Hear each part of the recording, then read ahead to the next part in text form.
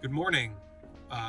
We had an amazing night last night chasing the Northern Lights. It ended up paying off. It was close. I was very close to calling it quits there for a minute. But uh, today we have a food tour back in Reykjavik with a company called Your Friend in Reykjavik, which I'm really excited about because I really haven't tried too much food here yet. I've been mostly kind of doing it on a budget. And even then, like when you're out in these kind of remote areas, there's not a lot of food options to pick from. So I'm really excited to try a bunch of Icelandic food. So we just got parked. Parking in Reykjavik is a bit of a pain, but we got a spot. I think I've got like a 5-minute walk to the meetup point.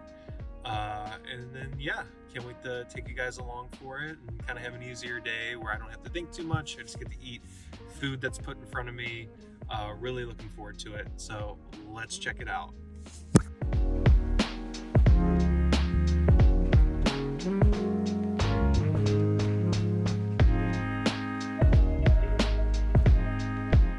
If you're a foodie and a traveler like me, then you'll love this journey through traditional Icelandic cuisine with local tour company Your Friend in Reykjavik.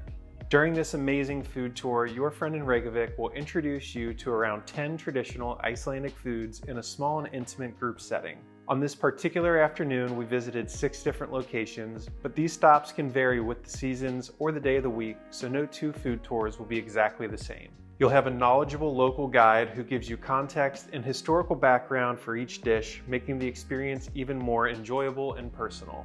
Our guide, Olafur, grew up in northern Iceland on a horse ranch, and it was fun hearing stories he had that tied his time growing up on the island to different foods we were trying. During the tour, we tried some of Iceland's best known foods such as skyr, a dairy product similar to yogurt, hakarl, the infamous fermented shark, and rugbraud, a delicious rye bread made famous by Icelanders who prepare the bread by burying it to cook near geothermal fissures in the ground. The tour meeting point is Olafur Square, and if you're driving here, just keep in mind that parking throughout Reykjavik is a huge pain, so be sure to budget extra time for finding a spot. I was able to grab one near the harbor area that was just a few minutes away. So with that, let's jump into our first stop of the food tour, which is a super popular seafood restaurant called the Skyr, located near Reykjavik's harbor. On the menu for this stop was lobster bisque soup along with pickled herring. So I'm actually allergic to shellfish, which means I didn't try the soup, but everyone in my group loved it, and Skyr has a great reputation for this dish. On the flip side, I was able to try the pickled herring, which was absolutely delicious. It had a really nice pickled flavor, and the texture was melt in your mouth. It ended up being one of my favorite bites from this activity. After enjoying seafood at Skyr, we made our way over to the Olafur flea market, which is home to a number of thrift shops and food vendors. Olafur took us through some of the food vendor stalls and educated us on the traditional Icelandic foods that they were selling. This was a really fun place to explore and is worth coming back to after your tour to spend some time here shopping. Just keep in mind that the flea market is only open on weekends and they currently are exploring new locations, so double check their opening hours if you plan to visit during your trip.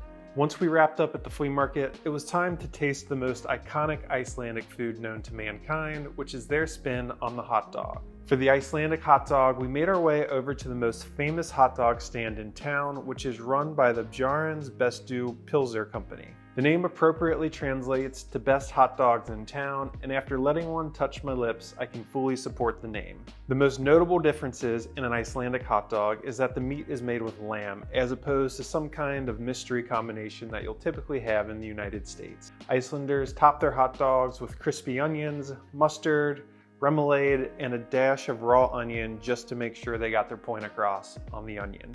This thing was delicious, and if we weren't continuing on to try more foods, I would have definitely downed a second hot dog. Once we were finished shoving hot dogs into our faces, it was time to head over to a restaurant called Icelandic Street Food. Despite the name, we had a nice sit down at their upstairs restaurant area. Here we enjoyed a traditional Icelandic lamb soup with some hearty bread that made for the perfect pairing when dipped in the lamb broth. While this walking food tour can be enjoyed year round, I think it's even better for a winter trip to Iceland. Most of your time on the tour is spent inside eating comfort foods like hot soup in a warm and comfortable restaurant setting.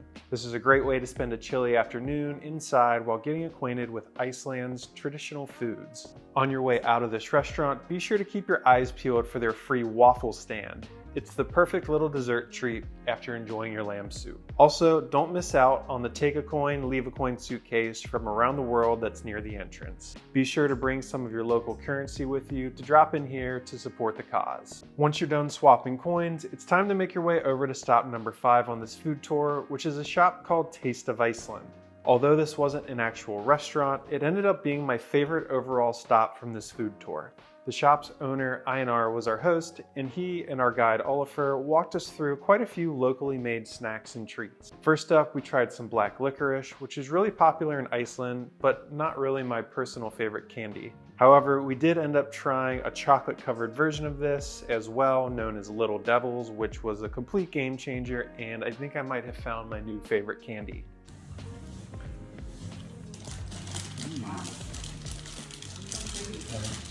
Wow. So what's on the outside? It's like a salmiak pepper banana. Wow. That's really good.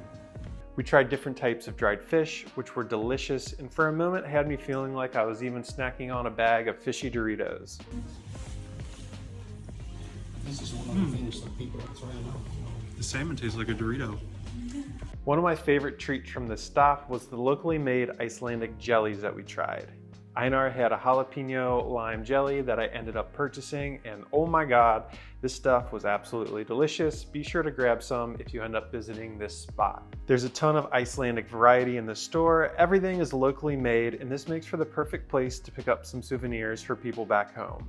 Okay, now moving on to our last stop of the day, we're heading over to a restaurant called Das Reykjavik.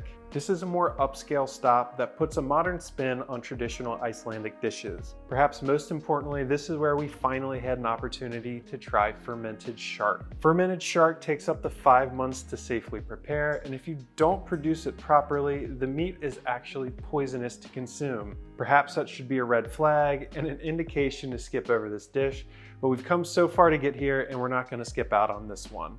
Cheers, guys. Cheers. When it came time to try fermented shark, at first the flavor was fine and the texture really wasn't that bad either.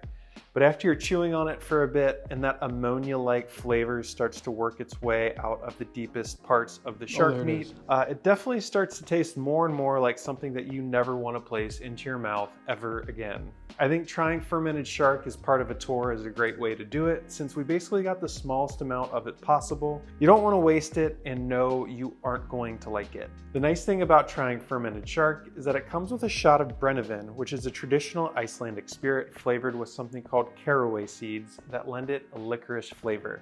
After the shark, we had a more mainstream and much tastier salted cod dish that came with chorizo and mashed potatoes, which was very delicious. And to cap off our walking food tour, we even had dessert. And for dessert, Das Reykjavik prepared us a delicious piece of skyr cheesecake with a berry sauce. And if you've never had skyr before, it's the Icelandic version of yogurt that's technically a cheese. And yes, that yogurt cheesy combination is extremely creamy and delicious. All in all, the walking food tour with your friend in Reykjavik lasts about 3 hours, and you'll spend about 30 minutes at each stop. We tried so many different Icelandic foods that you would have a difficult time trying all of these on your own. When considering what you'd pay buying all of the food alone on this tour, you realize that not only is it a ton of fun, but it's also a great value. I really enjoyed our guide Olafur and all of the history and background information he was able to provide to us throughout the day. This isn't just a food tour, but it doubles as a walking tour with a local, and it's a great way to get oriented with Reykjavik if you're just arriving in Iceland. After spending an afternoon with Olafur, I'd confidently recommend booking a food tour with your friend in Reykjavik. Thanks for joining me on today's adventure, and don't forget to check out my other guides for more travel planning resources to help make your Iceland trip truly unforgettable. If you enjoyed this video, please give it a thumbs up, and don't forget to subscribe to Travel with Wes for more exciting travel inspiration just like this. Until next time, safe travels and thanks for watching.